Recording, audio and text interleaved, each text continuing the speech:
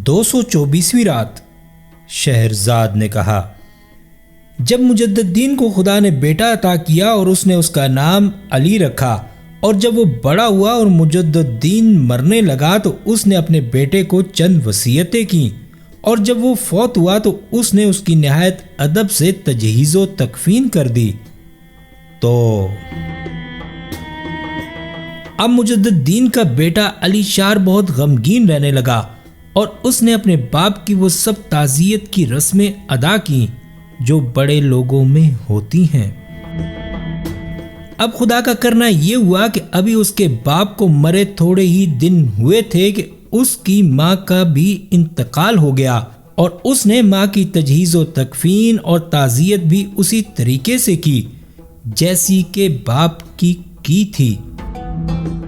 اب جب وہ تمام معاملات اور ماں باپ کے سوگ سے فارغ ہوا تو وہ اپنی دکان پر بیٹھ کر خرید و فروخت کرنے لگا، اور اپنے باپ کی وصیت کے موافق وہ کسی سے بھی دھوکہ دہی نہ کرتا۔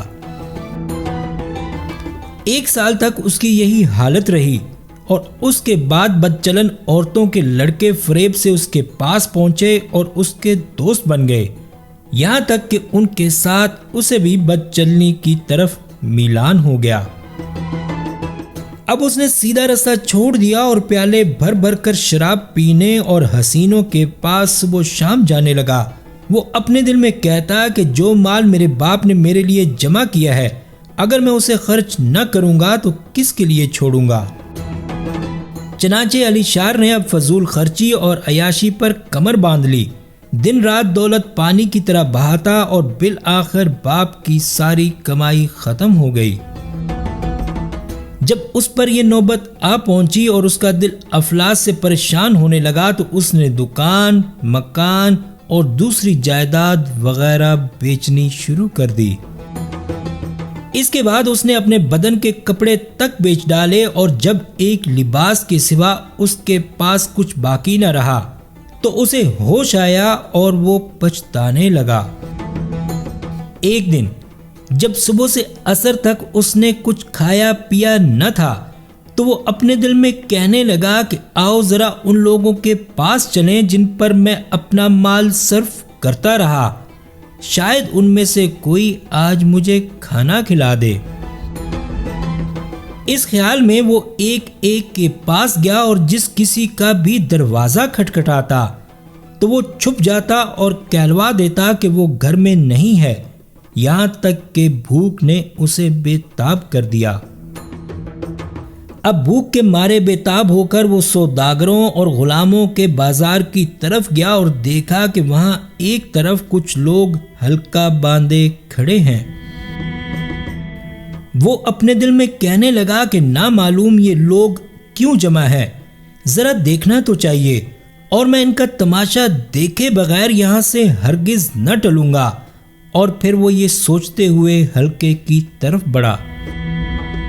اب وہ کیا دیکھتا ہے کہ ایک میانہ قد کنیز وہاں کھڑی ہوئی ہے، اس کا قد و قامت نہایت موزوں، رخسار جیسے گلاب کے پھول اور سینہ ابھرا ہوا ہے، حسن و جمال اور آب و تاب میں ساری دنیا سے بڑھ چڑھ کر ہے۔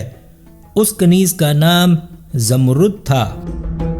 اب جب علی شار کی نظر اس پر پڑی تو وہ اس کا حسن و جمال دیکھ کر ششدر رہ گیا، اور اپنے دل میں کہنے لگا کہ جب تک میں یہ نہ دیکھ لوں کہ اس کے کتنے دام لگتے ہیں اور اسے کون خریدتا ہے، آگے نہ بڑھوں گا۔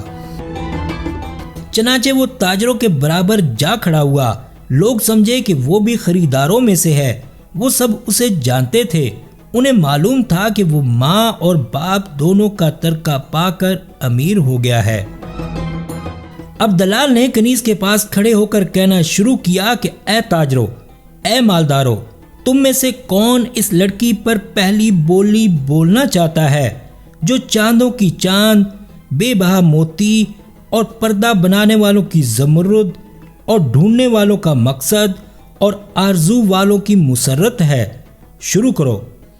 شروع کرنے میں کوئی عیب نہیں، اور نہ شروع کرنے والے پر کوئی برائی آ سکتی ہے۔ ایک تاجر نے کہا کہ میں 500 دینار لگاتا ہوں، دوسرا بولا 510، ایک بوڑھے نے جس کا نام رشید الدین تھا، جس کی آنکھیں نجی تھیں اور جو بدصورت تھا، 600 لگائے۔ دوسرے نے کہا اور 10۔ بوڑھا رشید الدین بولا پورے 1000 دینار۔ یہ سن کر دوسرے تاجروں نے بولیاں بند کر دیں اور چپ ہو گئے، اور دلال نے لڑکی کے مالک سے مشورہ کیا۔ اس نے کہا کہ میں نے قسم کھائی ہوئی ہے کہ میں اسے اس شخص کے ہاتھ بیچوں گا جسے وہ خود پسند کرے گی۔ اس کے بارے میں خود اس لڑکی کے پاس جا کر اس سے پوچھ لو۔ اب دلال نے لڑکی کے پاس آ کر کہا، اے چاندوں کی چاند، یہ تاجر تجھے خریدنا چاہتا ہے۔ لڑکی نے اس کی طرف آنکھ اٹھا کر دیکھا اور اسے بدصورت اور بوڑھا پایا، اور دلال سے کہنے لگی کہ میں ایسے بوڑھے کے ہاتھ نہیں بکنا چاہتی جو بڑھاپے سے کھوسٹ ہو گیا ہو۔ دلال نے اس کی باتیں سن کر کہا کہ تو حق بجانب ہے اور تیری قیمت 10,000 دینار سے کم نہیں۔ اب دلال نے اس کے مالک سے کہا کہ وہ اس بوڑھے کو منظور نہیں کرتی۔ مالک نے کہا کہ کسی دوسرے خریدار کے متعلق اس سے مشورہ کر لے۔ اب ایک اور شخص نے آگے بڑھ کر کہا کہ میں بھی وہی دام لگاتا ہوں جو اس بوڑھے نے لگائے تھے، جس پر وہ راضی نہیں ہوئی تھی۔ کنیز نے دیکھا کہ اس کی داڑھی میں خضاب لگا ہوا ہے۔ یہ دیکھ کر وہ کہنے لگی کہ یہ بھی عجیب عیب اور برائی کی بات ہے کہ بڑھاپے کا منہ کالا کر دیا گیا ہے۔ دلال نے یہ سن کر کہا کہ واللہ تو سچ کہتی ہے۔ تاجر نے دلال سے پوچھا وہ کیا کہتی ہے؟ دلال نے لڑکی کی باتیں دہرا دیں۔ تاجر نے مان لیا کہ وہ اس کے متعلق سچ کہتی ہے اور وہ اس کے خریدنے سے دستکش ہو گیا۔ اب ایک اور تاجر نے آگے بڑھ کر دلال سے کہا کہ اسی قیمت پر جو میں نے سنی ہے اس سے میرے متعلق دریافت کر۔ اب شہرزاد کو صبح ہوتی دکھائی دی اور اس نے یہ کہانی بند کر دی۔